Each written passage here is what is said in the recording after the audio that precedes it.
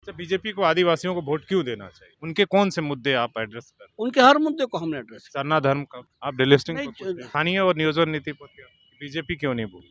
वो अपने एजेंडे में क्यों नहीं शामिल कर? उन्होंने असेंबली में कहा था कि कागज में मैं लिख दूं कि 32 का खतियान से कभी स्थानीय नीति नहीं बन सकता है, लेकिन जब स्थानीय कुछ आवाज़ें आने के बाद उन्होंने नियोजन नीति बनाई और ऐसा नियोजन नीति बनाया जिसपे मैट्रिक पास जो बच्चे बाहर पढ़े उनको भी नौकरी नहीं मिलेगा।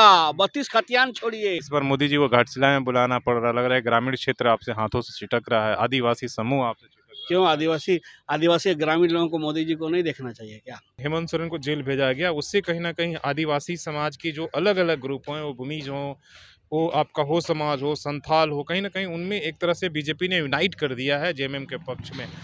आप क्या महसूस कर रहे नहीं, देखिए हेमंत सोरेन जी का जेल जाना तो उनका स्वयं का अपना करनी है। हैं? माइनिंग इलाका में खासकर जहां आप बात कर रहे हैं, जो पश्चिमी सिंहभूम का इलाका है, नुआ मुंडी का इलाका है, जहां बड़े पैमाने पर माइनिंग हो रहे, वहां के लोग आज भी गंदे पानी पी रहे हैं, नाले के पानी पी रहे हैं। नमस्कार, सोशल संवाद में स्वागत है। मैं शशि भूषण। हम लोग पूर्वी सिंहभूम में हैं। जमशेदपुर लोकसभा का चुनाव का जो है 25 तारीख का वोटिंग है। अपनी चुनाव जो प्रचार है अपनी चरम सीमा पर है, और किसी भी पार्टी की अगर मजबूती को समझना है तो उनके आप जो कार्यकर्ता हैं, जो ग्राउंड लेवल पर काम करते हैं, उनके आप विचारों को समझिए, इसलिए कि जनता को फेस यही करते हैं। बड़े नेता तो बड़ी भाषा और सभा करके निकल जाते हैं। हमारे साथ रमेश हांसदा जी है, ट्राइबल लीडर है, और हम इनसे समझेंगे कि आखिर जो आदिवासी समाज है वो बीजेपी को लेकर इस लोकसभा चुनाव में क्या सोचता है। बड़ी ईमानदारी से जवाब दीजिएगा। बीजेपी पर ये कहा जा रहा है कि आदिवासी समाज बीजेपी से इस बार छिटक रहा है और काफ़ी नाराज है। पूर्वी सिंहभूम में इस तरीके का देखने को मिल रहा। कल यहाँ पर समीर मंत्री के लिए भूमिज समाज आया था, आज मुंडा समाज आया है समर्थन देने के लिए। क्या आप भी इस बात को महसूस कर रहे हैं, इसलिए कि आप आदिवासी समाज से आते हैं, उनके बीच काम करते हैं? नहीं, पहले की अपेक्षा आज के दिनों में आदिवासी समाज भाजपा की ओर बहुत जोर से मुखर हुआ है, और पिछले चरण का जो चुनाव रहा हम सिंहभूम को देख सकते हैं। वहाँ पर काफ़ी अच्छे तादाद में पोलिंग हुए हैं, बहुत अच्छे तादाद में गांव देहात में पोलिंग हुआ है, और ग्रामीण क्षेत्रों में आदिवासियों का रुझान भाजपा की ओर है। इसका कारण बहुत है। भाजपा ने बीते सरकार ने ट्राइबल अफेयर्स के तहत काफ़ी बड़ी बड़ी योजनाएं ज़मीन पर उतारी है, और सबसे बड़ा बात है कि आज द्रौपदी मुर्मू देश की राष्ट्रपति, देश का एक नंबर नागरिक, आज भाजपा की वजह से आज वहाँ उनको बिठाया गया है। तो लोग इस बात का एहसास कर रहे हैं कि तो गांव में कांग्रेस क्या इन बातों पर चर्चा हो रही है कि भाई चलिए, भाजपा ने आदिवासी को बना दिया राष्ट्रपति, तो चलो बीजेपी की तरफ, ऐसा एकदम क्या ना चर्चा है, एकदम इम्पैक्ट चर्चा है? एकदम इम्पैक्ट है। इंटेलेक्चुअलों में, बुद्धिजीवियों में, हर जगह में कहीं चर्चा होती है कि कांग्रेस और भाजपा की जब भी तुलनात्मक बातें होती है तो कई चीज़ें आती है सामने कि इसमें आदिवासी समाज के लिए भाजपा ने बहुत कुछ किया। लेकिन अभी भी कहा जा रहा है कि भाई जिस तरह से हेमंत सोरेन को जेल भेजा गया, उससे कहीं ना कहीं आदिवासी समाज की जो अलग अलग ग्रुप हैं, वो भूमिज हो, वो आपका हो समाज हो, संथाल हो, कहीं ना कहीं उनमें एक तरह से बीजेपी ने यूनाइट कर दिया है जेएमएम के पक्ष में। आप क्या महसूस कर रहे नहीं, हैं? देखिए हेमंत सोरेन जी का जेल जाना तो उनका स्वयं का अपना करनी है। वो उन्होंने अपने शासनकाल में जो किया था लेकिन वो कहा उसके कि इससे सामने है। आदिवासी हट हुए हैं कि देखिए जानबूझकर। देखिए जो भी लोग समझदार लोग हैं और इस बात को समझ रहे हैं, आजकल दुनिया आज बहुत आगे निकल गई है, और ये हेमंत सोरेन जी ने उस वक्त ही इसको बीज बो दिया था 2014 में, जब उन्होंने बालू का टेंडर करवाया था। झारखंड मुक्ति मोर्चा का आइडियोलॉजी है जल जंगल जमीन, और ठीक उसके विपरीत हेमंत सोरेन जी ने जल जंगल जमीन का इस्तेमाल किया। उनका अपना पर्सनल सेक्रेटरी पंकज मिश्रा, बालू ढोने के क्रम में 5 लोगों का डेथ हो जाती है, नाव डूब जाता है, और वहीं से पूरे मामला जो सामने आते हैं।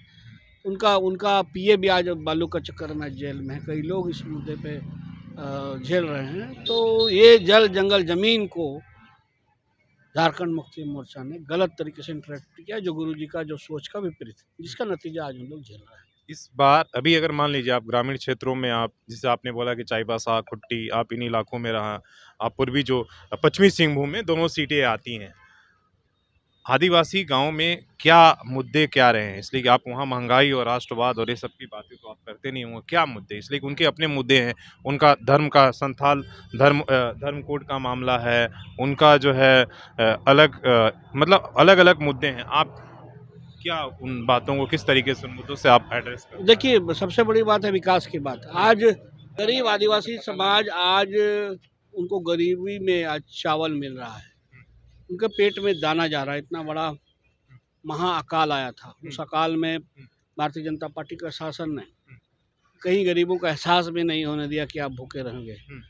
और आज गांव में एक पानी एक बड़ा समस्या हुआ करता था। आज से 10 साल पहले जब भी हम जाते थे गांव देहात में चुनाव प्रचार के दरमियान में, आप बोल रहे थे गाँव में पानी की समस्या और अनाज उनको मिल रहा है। आज से 10 साल पहले जब भी हम चुनाव प्रचार में जाते थे तो लोग एक बात बहुत बेबाकी से गांव के लोग बोलते थे, बांग्ला में उस तरीके से मैं बता रहा हूँ। बोलिए। बोलते थे, बाबू हमरा वोट तो अतो दिन ले दीछी, लेकिन हमरा के जल आनते 5 किलोमीटर जाते होते। माने वोट तो हम इतना सालों से दे रहे हैं, लेकिन आज भी हम 5 किलोमीटर दूर से ढो करके पानी लाते हैं। आज सौभाग्य की बात है कि आज मोदी जी का घर घर जल मिशन की योजना के तहत आज गांव में टावरों की भरमार लग गई है। हर 2 घर 5 घर के बाद एक टावर है, और पानी कहीं ना कहीं आज उनका मुद्दा का 99% हम। लेकिन अभी भी माइनिंग इलाका में, खासकर जहां आप बात कर रहे हैं, जो पश्चिमी सिंहभूम का इलाका है, नुआ मुंडी का इलाका है, जहां बड़े पैमाने पर माइनिंग हो रहे हैं, वहां के लोग आज भी गंदे पानी पी रहे हैं, नाले के पानी पी रहे हैं। तो ये सारे मुद्दे तो हैं। ये मुद्दे तो हैं, इस पे काम हो रहा है। और आप माइनिंग का बात है, माइनिंग हम लोग बोलते हैं स्टेट का, झारखंड में बहुत बड़ा ये है। अब केंद्र का पॉलिसी जो पिछली सरकार पहले की सरकारों ने बनाया हुआ था कि यहाँ की हिस्सेदारी मिलती नहीं थी। माइनिंग मेजर मिनरल्स है वो उनका सब हिस्सेदारी सेंट्रल ले जाता था, लेकिन मोदी जी ने डीएमएफडी का जो फंड बनाया, डिस्ट्रिक्ट माइनिंग ये फंड बना करके, डेवलपमेंट फंड बना करके एक बहुत बड़ा राहत, आज इतना पैसा उस फंड में है कि आज जिला कलेक्टर ऑफिस उसको खर्चा नहीं कर पा रहा है। तो इससे तब ये सब करके वहाँ के स्थानीय विकास में आज पहले की तुलना में उसकी व्यवस्थाओं में काफ़ी अंतर आया। लेकिन चूंकि डेवलपमेंट एजेंसी इन सब चीज़ों को करने के बाद भी एजेंसी तो स्टेट ही होती है। अच्छा, बीजेपी को आदिवासियों को वोट क्यों देना चाहिए? उनके कौन से मुद्दे आप एड्रेस कर रहे हैं? उनके हर मुद्दे को हमने एड्रेस किया। सरना धर्म का तो आप कुछ नहीं बोल रहे हैं, आप डेलिस्टिंग नहीं, पर कुछ नहीं बोलते। नहीं, चूंकि इस सरना धर्म की बात है, आदिवासी इस देश में 600 प्रकार के आदिवासी होते हैं, और आदिवासी कई जगह में कई कई अपने अपने डिफरेंट ये पे अपने अपने डिमांड्स है, केवल एक ही बात नहीं है। इसीलिए ये मुद्दा जिस दिन आदिवासी खुद स्वयं ठान लेगा कि उसको कौन सा धर्म चाहिए, उसी दिन धर्म कोड की मांग तो उनकी है ना पुरानी कि भाई हमको धर्म कोड अलग चाहिए, हो सरना के धर्म से हो, ट्राइबल कोड हो, सारी हो, जो भी हो। वो एक दिन आएगा सही समय पर, उसको सही उसका भी निदान हो जाएगा, बशर्ते कि आदिवासी समाज को एक होना चाहिए। स्थानीय और नियोजन नीति पर बीजेपी क्यों नहीं बोली? वो अपने एजेंडे में क्यों नहीं शामिल करती? राष्ट्रवाद तो शामिल होता है, लेकिन आदिवासी बोलता है कि हमें आप हक देने वाले मुद्दों पर क्यों? आज बहुत ही दुर्भाग्यपूर्ण बात है कि 32 खतियान के नाम पे पिछली सरकार बनी कि हम 32 का खतियान देंगे, खतियान के आधार नौकरी देंगे, 5 लाख नौकरी देंगे। आज ना 32 खतियान बना और ना 5 लाख नौकरी। हेमंत सोरेन जी का एक बयान आज भी मुझे याद है, उन्होंने असेंबली में कहा था कि कागज़ में मैं लिख दूं कि 32 का खतियान से कभी स्थानीय नीति नहीं बन सकता है। लेकिन जब स्थानीय कुछ आवाज़ें आने के बाद उन्होंने नियोजन नीति बनाई, और ऐसा नियोजन नीति बनाया जिस पे मैट्रिक पास जो बच्चे बाहर पढ़े उनको भी नौकरी नहीं मिलेगा।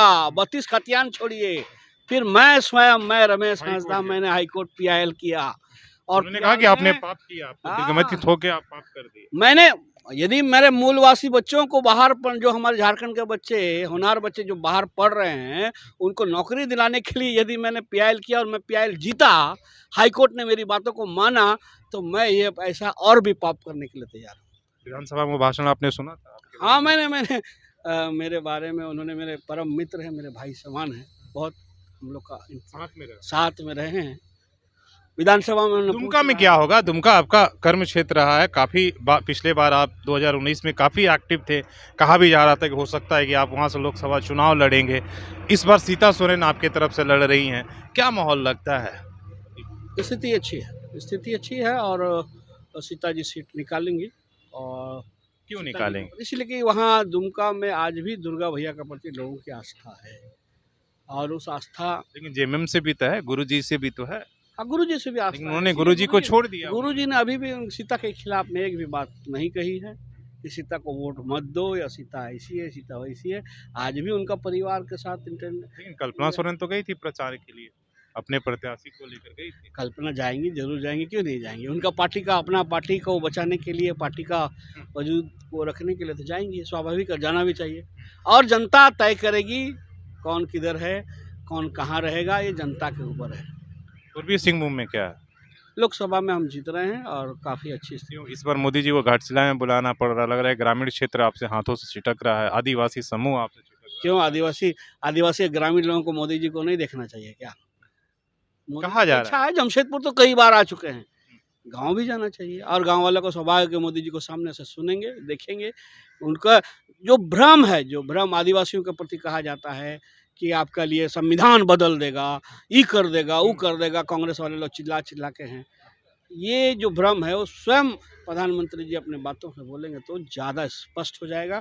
ये जो भ्रम है उसको ख़त्म हो जाएगा और निश्चित रूप से हम जो लक्ष्य है मोदी जी को तीसरी बार प्रधानमंत्री बनाने का, वो हम बनाएँगे। चलिए बहुत-बहुत धन्यवाद, लंबी बातचीत हुई। आप रमेश हांसदा जी को सुन रहे थे, ये ज़मीन स्तर पर काम करते हैं, जेएमएम के काफ़ी लंबे साथी रहे हैं, वो शिबू सोरेन हो या हेमंत सोरेन के साथ इन्होंने काफ़ी काम किया है। जो लोग झारखंड की राजनीति को जानते हैं, वो इनको जानते हैं अच्छी तरीके से और अभी ये बीजेपी के स्तर पर बीजेपी के साथ जुड़े हैं, बीजेपी के लिए काम कर रहे हैं।